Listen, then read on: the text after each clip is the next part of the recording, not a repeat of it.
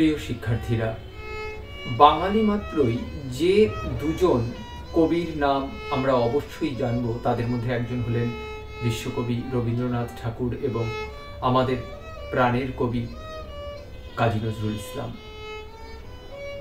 কাজী নজরুল ইসলামের একটি অন্যতম বিখ্যাত গ্রন্থ, বিশেষ করে যারা আবৃত্তি করি আমরা, কবিতার চর্চা করি আমরা, তাদের জন্য অবশ্যই প্রয়োজনীয় একটি গ্রন্থ হলো সঞ্চিতা।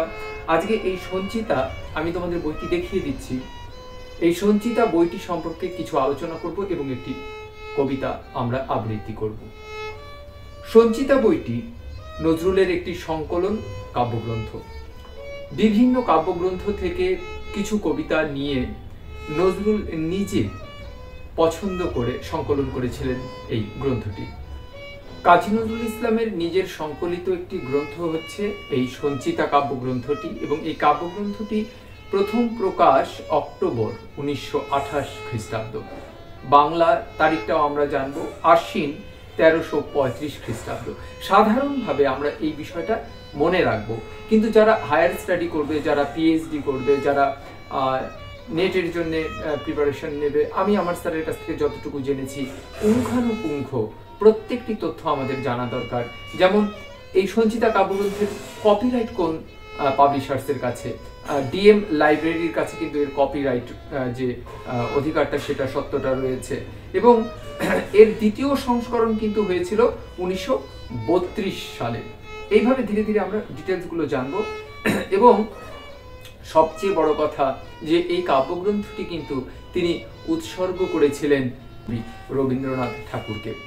এবার সূচিপত্রে চলে আসি। সূচিপত্রে আমরা প্রথমেই যে কবিতাটি পাবো, বিদ্রোহী, এটি নিয়ে আমি আলাদা একটা ভিডিও বানাবো, এবং বিদ্রোহী কবিতা কেন বাংলা সাহিত্যে একটা ঝড় তুলেছিল, একটা পরিবর্তন নিয়ে এসেছিল, সেটা আমরা পরে আলোচনা করব। দ্বিতীয় কবিতা খুবই ভালো আবৃত্তির কবিতা, আজ সৃষ্টি সুখের উল্লাসে, একটা ছন্দ মেনে এই কবিতাটি আমরা আবৃত্তি করে থাকি। তৃতীয় কবিতা পূজারিণী, চতুর্থ কবিতা পথহারা এবং পঞ্চম কবিতা অবেলার ডাক। আজকে আমরা তাহলে সঞ্চিতা কাব্যগ্রন্থের পঞ্চম কবিতা অবেলার ডাক, এই কবিতাটি আবৃত্তি করব। অবেলার ডাক। অনেক করে বাসতে ভালো পারিনি মা তখন যারে, আজ অবেলায় তারই মনে পড়ছে কেন বারে বারে।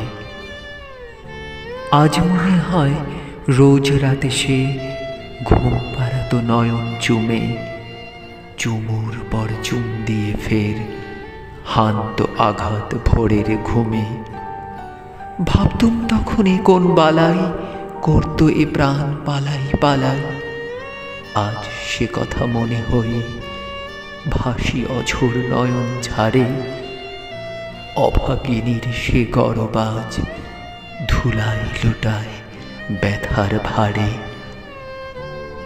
তরুণ তাহার ভরাট বুকের উপচে পড়া আদর সোহাগ, হেলায় দুপায়ে দোলেছি মা, আজ কেন হয় তাই অনুরাগ। এই চরণ সে বক্ষে চেপে চুমেছে আর দু চোখ ছেপে, জল ঝরেছে তখনও মা কইনি কথা অহংকারে। এমনি দারুণ হতাদরে করেছি মা বিদায় তারে। দেখেওছিলাম বুক ভরা তার অনাদরের আঘাত কাঁটা, দ্বার হতে সে গেছে দ্বারে খেয়ে সবার লাথি ঝাঁটা। ভেবেছিল আমার কাছে তার দরদের শান্তি আছে, আমিও গোমা ফিরিয়ে দিলাম চিনতে নেড়ে দেবতারে।